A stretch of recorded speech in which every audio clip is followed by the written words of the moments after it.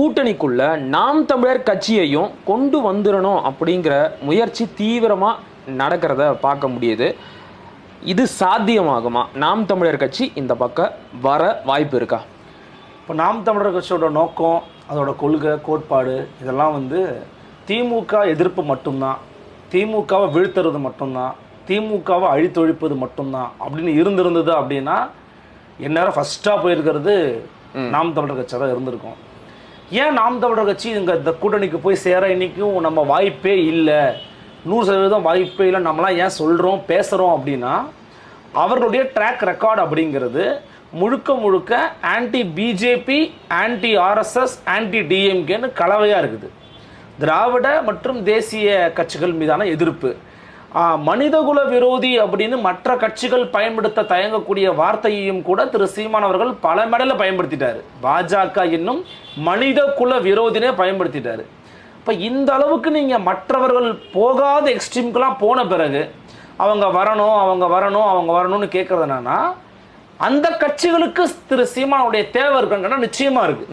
ஏன்னா நான் பல பேட்டிகளில் சொன்ன மாதிரி தான் சீமான் அவர்களுடைய பாஜக எதிர்ப்பு, திமுக எதிர்ப்பு அப்படிங்கிறது ஒரு தமிழ் அடையாளத்திலிருந்து வரக்கூடிய ஒரு எதிர்ப்பு. இப்போ நீங்க நல்லா கவனிச்சு பாருங்க, அண்ணாமலை அவர்கள் என்னதான் திமுக எதிர்ப்பு பேசினாலும் அது எடுபடாமலே இருக்குது தமிழ்நாட்டில். இப்போ நயனார் அவர்கள் வந்திருக்கிறாங்க, எடுபடுமாங்கிறது தெரியல. ஆனால் தனியாகவே நின்று திமுக எதிர்ப்பை பேசி 2021 அதே போல் 2024 நல்லா யோசிச்சு பாருங்க, 24ங்கிறது பிரதமருக்கான தேர்தல். அந்த தேர்தலையே திமுக கூட்டணி நிராகரிச்சுட்டு, பிஜேபி நிராகரிச்சுட்டு, அதிமுகவை நிராகரிச்சுட்டு 8% பேர் ஓட்டு போட்டிருக்கிறாங்க. அப்படின்னா ஒரு தமிழ் முகத்தோட தமிழ் அடையாளத்தோட ஒருத்தர் வந்து 2 பேரையுமே அடிக்கிறாரு அப்படின்னா நம்ம பார்க்கலாம்பா, தனியாக நிற்கிறாரேப்பா, ஆதரிச்சு பார்ப்போம்பான்னு ஒரு முயற்சிக்கு, ஒரு நகர்வுக்கு தமிழக மக்கள் நகர்றாங்க அப்படிங்கிறதுக்கான ஒரு அத்தாட்சி தான் அந்த தேர்தல். அப்படி இருக்கும்போது இந்த தமிழ் முகம், தமிழ் அடையாளம் அப்படிங்கிறது பாஜகவுக்கு தேவை. ஏன்னா அவங்க பேச எடுபடாமல் இருக்குது. அப்போ திமுக எதிர்ப்பை நம்மை விடவும் ஒரு வசீகர குரல்ல, ஒரு ஆர்ப்பரிப்பு உணர்வோடு இருக்கக்கூடிய தொண்டர்களை வைத்திருக்கக்கூடிய இயக்கம் நம்மளோட இணைஞ்சாங்க அப்படின்னா நம்மளால திமுக வீழ்த்தணும்னு நம்புறாங்க. ஆனால் இது வந்து அவங்க நயனார் அவர்கள் ஒரு பேட்டி கொடுத்துருந்தாங்க, அதில் தான் அந்த கேள்வி எழுப்புறீங்க.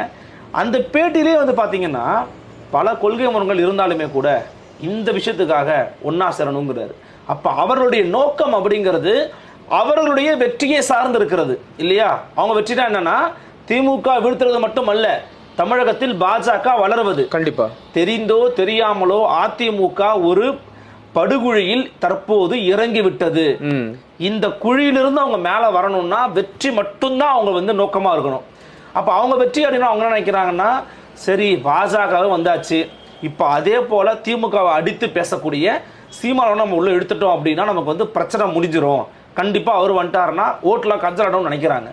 ஆனால் நாம் தமிழர் கட்சிக்கு ஒரு கொள்கை இருக்குல்ல, அவங்களுக்கு ஒரு கோட்பாடு இருக்குல்ல, அவங்களுக்கு ஒரு தத்துவம் இருக்குல்ல, அவர்கள் தலைவர்னு சொல்லக்கூடியவரை இவர்கள் அனைவரும் தீவிரவாதிகள்னு பேசுறவங்க. ஆமா, அவர் தலைவர்னு போற்றக்கூடியவங்களை இவங்க பயங்கரவாதின்னு அறிவிச்சவங்க, அவர் தலைவர்னு போற்றக்கூடியவங்களை இவங்க வந்து மிக மோசமான ஒரு பாசிஸ்டுகள்னு பேசினவங்க. அப்போ அந்த கூட்டணி கூட நீங்க எப்படி போய் உட்காருவீங்க? வாய்ப்பே கிடையாதுங்கிறதா நான் இப்பயும் அடிச்சு சொல்றேன். 100% வாய்ப்பு கிடையாது கூட்டணி போகிறதுக்குங்கிற என் தனிப்பட்ட கருத்து. ஆனால் அதிமுகவும் பாஜகவும் சும்மா இருக்க மாட்டாங்க. குறிப்பா பாஜக இவரை சும்மா விடாது. அதுதான் கூட அந்த இடத்துக்கு தான் வரேன். பல மறைமுக மிரட்டல்கள், நிர்பந்தங்களும் அழுத்தங்களும் சீமானுக்கு கொடுக்கப்படுறதாகவும் தகவல்கள் வந்த ஒன்றும் இருக்கு. இல்ல அந்த மாதிரி கொடுக்குறாங்கிறது உண்மைதான், அது மாதிரி கொடுக்குறாங்க. இதுக்கு என்னன்னா 2 விஷயம் பண்ணணுங்க. ஒன்று, நேரடியா அவரை நம்மளோட இழுத்துக்கணும். சரி, நேரடியா வந்துருங்க, ஒழுங்கா வந்துருங்க. வந்துட்டீங்கன்னா எங்களுக்கு ரொம்ப ஹாப்பி, உங்க கதையை முடிச்சாச்சு. எப்படி ஆன்டி பிஜேபி பேசினதோ ஆன்டி ஏடிஎம்கே பேசினதோ ஒட்டுமொத்தமா போட்டு சதைச்சிருவாங்க, நமக்கான ஒரு எதிர்ப்பா குறைச்சிருவோம். இன்னைக்கு இருக்கக்கூடிய சோசியல் மீடியாவுடைய வலிமையும் எல்லாரும் சொல்றாங்க, எங்க திமுக வைக்கலையாங்க பாஜகவோட, அந்த மாதிரி தானங்க. அப்படி கிடையாது. அன்றைய காலகட்டம் வேற, இன்றைய காலகட்டம் வேற, அன்றைய சூழல் வேற, இன்றைய சூழல் வேற. நீங்க வச்சிங்க அப்படின்னா இவ்வளவு நாள் நீங்கள் பாதுகாத்து வந்த அந்த மக்களிடம் இருந்த நம்பகத்தன்மையை நீங்களே கோடாரியால போட்டு உடைப்பதற்கு ஒப்பு. சரியா சொன்னீங்க. அப்ப அந்த தப்பை எனக்கு தெரிஞ்சு திராவிட கட்சிகளோட பழகினவர், எந்த அரசியல்வாதி எந்த அரசியல் தலைவர் எப்போ என்ன பேசுவாங்கன்னு நுணுக்கமாக சிந்திக்கக்கூடிய திரு சீமான் அவர்கள் அந்த முடிவை அந்த பிழையை ஒருபோதும் செய்ய மாட்டாருங்கிறது என் தனிப்பட்ட கருத்து.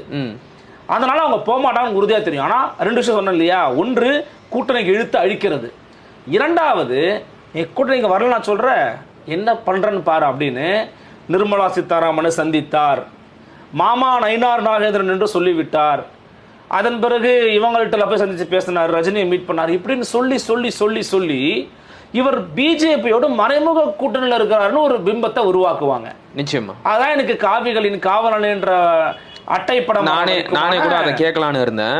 ஜூனியர் விகடன் வந்து தரம் தாழ்ந்து அண்ணன் சீமான் அவர்களை கேலி சித்திரமாக சித்தரித்து ஒரு கருத்து படம் வெளியிட்டு இருக்கிறாங்க.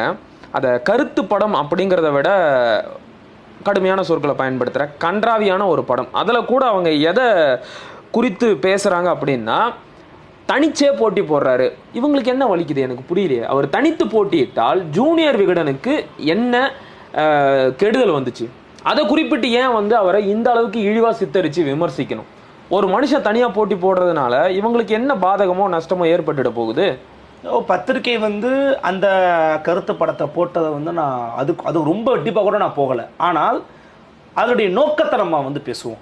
அவங்களுக்கு ஒரு நோக்கம் இருக்கும்ல, அல்லது பொதுவெளியில் நோக்கம் இருக்கும்ல. இந்த நோக்கம் எதை நோக்கி நகருகிறதுனா, you should align with BJP. நீ ஒழுங்காக அங்கே போய் சேரு. நீ ஏன் தனிச்சு, நீ கேட்ட கேள்வி கேட்கிறா, நீ ஏன் தனிச்சு நிற்கிற?